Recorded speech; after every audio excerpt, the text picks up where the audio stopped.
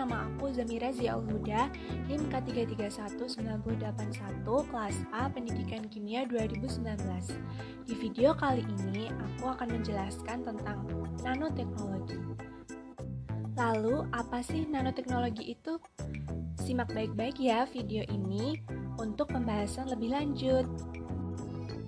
Nanoteknologi merupakan pengetahuan dan kontrol material pada skala nano dalam dimensi antara 1 sampai 100 nanometer.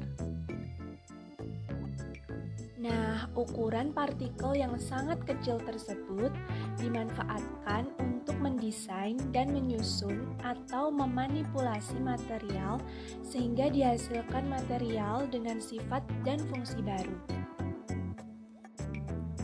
Nanoteknologi ini merupakan fenomena yang unik yang dapat diaplikasikan dalam bidang teknologi informasi, farmasi dan kesehatan, pertanian, industri, dan lain-lain. Berikut merupakan gambar ukuran suatu objek dari skala milimeter menuju nanometer.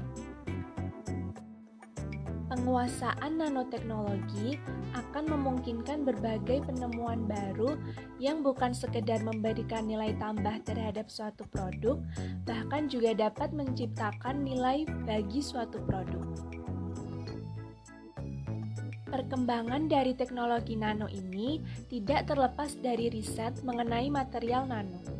Pengembangan metode sintesis nanopartikel merupakan salah satu bidang yang menarik minat banyak peneliti. Nanopartikel dapat terjadi secara alamiah ataupun melalui proses sintesis oleh manusia. Sintesis nanopartikel bermakna pembuatan nanopartikel dengan ukuran yang kurang dari 100 nanometer dan sekaligus mengubah sifat atau fungsinya. Secara garis besar, pembentukan nanopartikel logam dapat dilakukan dengan metode top-down secara fisika dan bottom-up secara kimia. Lalu, apa sih metode top-down itu? Metode top-down merupakan proses sintesis nanopartikel secara fisika, di mana terjadi pemecahan material besar menjadi material berukuran nanometer. Metode ini dapat juga diartikan penggabungan material berukuran sangat kecil seperti klaster menjadi partikel berukuran nanometer tanpa mengubah sifat bahan. Selanjutnya adalah metode bottom-up. Metode ini merupakan proses sintesis nanopartikel secara kimia dengan melibatkan reaksi kimia dari sejumlah material awal, sehingga dihasilkan material lain yang berukuran nanometer. Contohnya adalah pembentukan nanopartikel garam dengan mereaksikan asam dan basa yang bersesuaian. Kebanyakan penelitian telah mampu menghasilkan nanopartikel yang lebih bagus dengan menggunakan metode-metode yang umum digunakan, yaitu seperti kopresipitasi, sol gel, mikroemulsi, hidrotermal atau solvoterma, menggunakan cetakan, sintesis biomimetik, metode cairan superkritis, dan sintesis cairan ionik.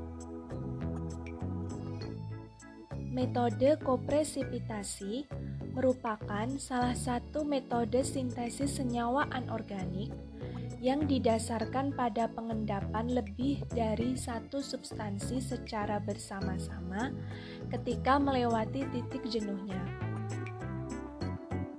Kopresipitasi merupakan metode yang menjanjikan karena prosesnya menggunakan suhu rendah dan mudah untuk mengontrol ukuran partikel sehingga waktu yang dibutuhkan relatif lebih singkat.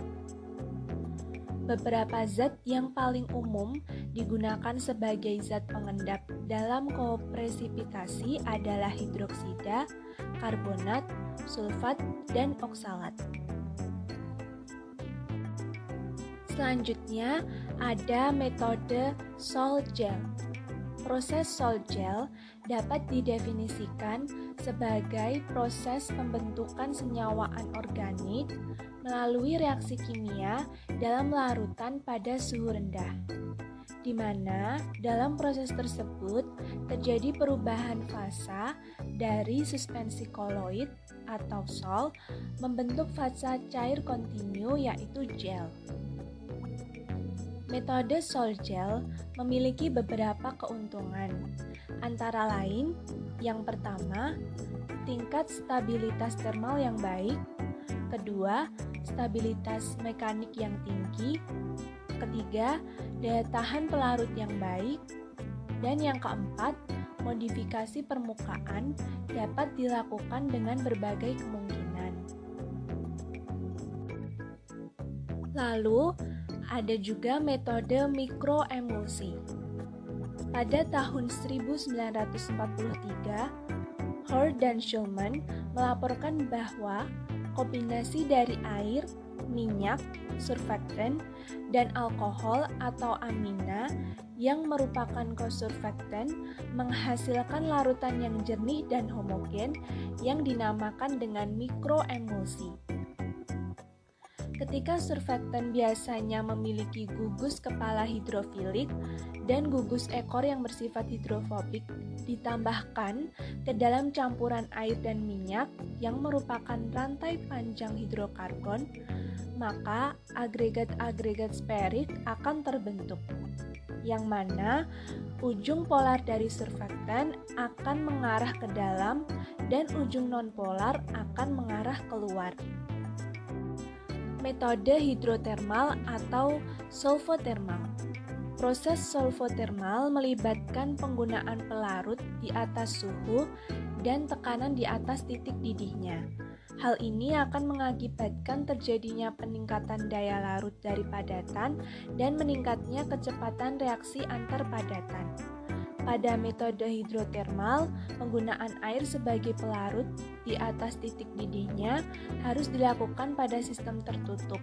Hal ini dikarenakan untuk mencegah hilangnya pelarut saat dipanaskan di atas titik didihnya, yang merupakan salah satu kelebihan dari metode solvotermal atau hidrotermal. Sintesis menggunakan cetakan. Material mesopori dari aluminium oksida teranoda yang memiliki keseragaman ukuran pori merupakan suatu template atau cetakan yang sangat bagus untuk menyintesis nanopartikel. Template ini juga bisa dinamakan dengan nanoreaktor, yang makan reaksi-reaksi kimia bisa terjadi di dalamnya. Ukuran pori yang halus dan seragam akan membantu nanopartikel terbentuk sesuai dengan ukurannya dan mengontrol distribusi ukuran pada produk akhir. Sebagai contoh, material mesopori bisa menghasilkan nanopartikel dalam skala 20-50 nanometer. Umumnya, mengintroduksi semikonduktor ke dalam pori dari material mesopori mampu menghasilkan nanopartikel yang lebih seragam dengan kontrol ukuran dan distribusi yang bagus. Berikut merupakan referensi untuk pembuatan video ini. Thank you for watching. Have a wonderful day. Bye.